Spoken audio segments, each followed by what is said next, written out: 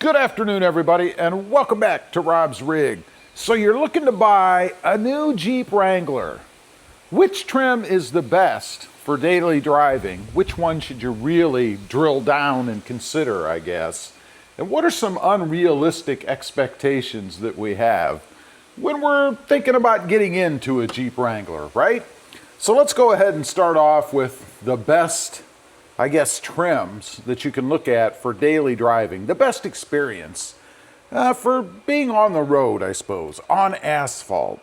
It says here the Jeep Wrangler Sahara is widely considered the best trim for daily driver. It balances the iconic styling of the Jeep with specific mechanical and comfort adjustments meant for paved roads and daily commutes. Now, let's be honest here. While it's fun to go out and pump around in the dirt and stuff, most people are going to be daily driving the Jeep Gladiator on pavement. Unless you can afford to have multiple vehicles designed for specific different needs, you're probably going to have to go to a job every day or maybe run errands or whatever, and that's going to be on asphalt, right? It says here the best trims for daily driving. Jeep Wrangler Sahara, as we mentioned. Best for commuters wanting maximum on-road comfort, premium interior refinement. We are talking about a Jeep Wrangler, right? And upscale styling.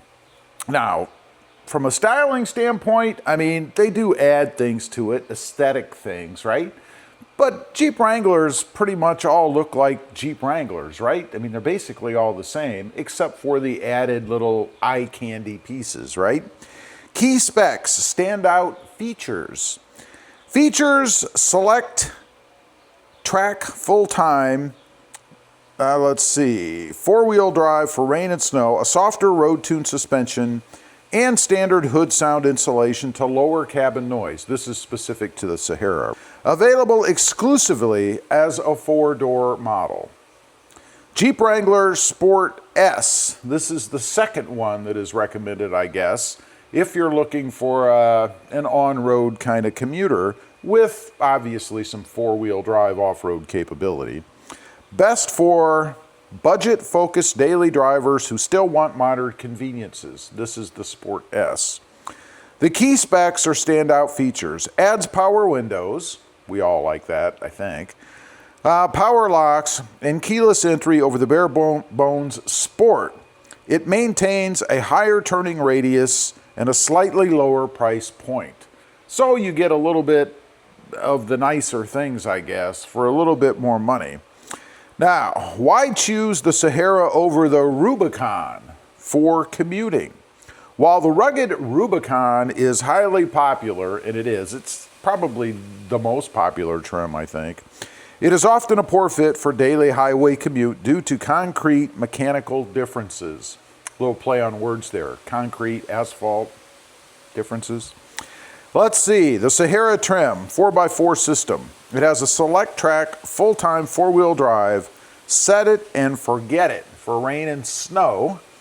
The Rubicon trim has the Rock Track part-time four-wheel drive system built for heavy rock crawling, which again, I doubt most people are probably doing with a $50,000, $60,000 Jeep, but you have the ability, I guess. Suspension. The Sahara trim, heavy-duty gas shocks tuned for paved highway stability. The Rubicon, stiff, high-clearance off-road suspension, causes bouncier road ride. Again, not going to be as comfortable. Tires, the Sahara trim, fuel-efficient, quiet, all-season, all-terrain tread on their tires. They don't look good. The Rubicon, heavy, aggressive mud terrain tires, loud on the highway, worse fuel economy. It's kind of what we have on this Jeep over here, right? It kind of has it is a mud terrain tire, and you definitely can tell the difference, that's for sure. The interior, Sahara trim.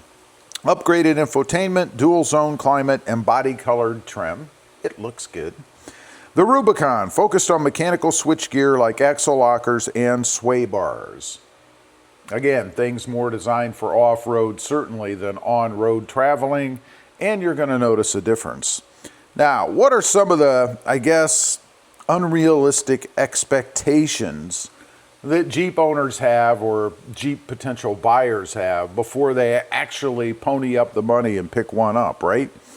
This says these are the most common expectations people have when they buy a Jeep Wrangler.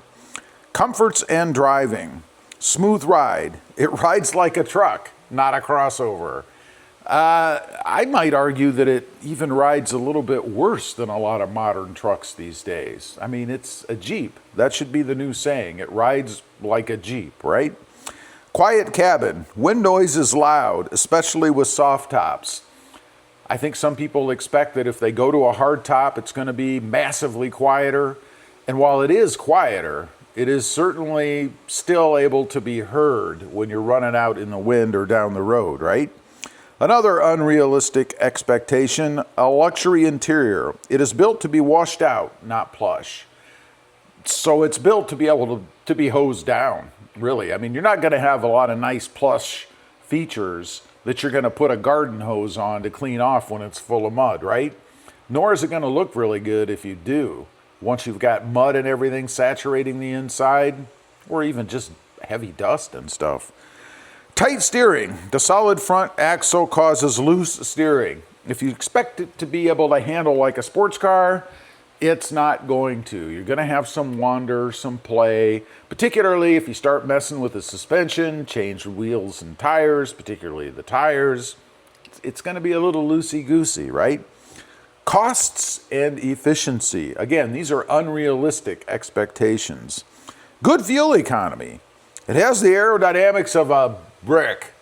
Well, that's true. I mean, it's a block on wheels, basically. It is not going to get good fuel economy. And I see a lot of people out there try to state that they're getting better fuel economy because they're easier on the accelerator. It's not going to make much difference. It's a brick on wheels. Cheap maintenance. Off-road parts and big tires cost extra. Yeah, if you're going to get a Jeep and you're into doing any kind of modding or anything like that, when you go to bigger wheels, bigger tires, it's going to cost you a lot more money. It is not cheap to have, I think primarily because of the desire to mod it, right? Zero leaks. It's not going to leak, especially if you have a hard top, right? Water occasionally gets in during heavy rain. I see this reported all the time, all over the place. It has a lot of rubber seals and things because it's a Jeep. It has a removable top, right? Over time, especially if it's older and they start to weather and wear, it's going to leak. Capability and safety. Invincibility. You can still get stuck or roll over.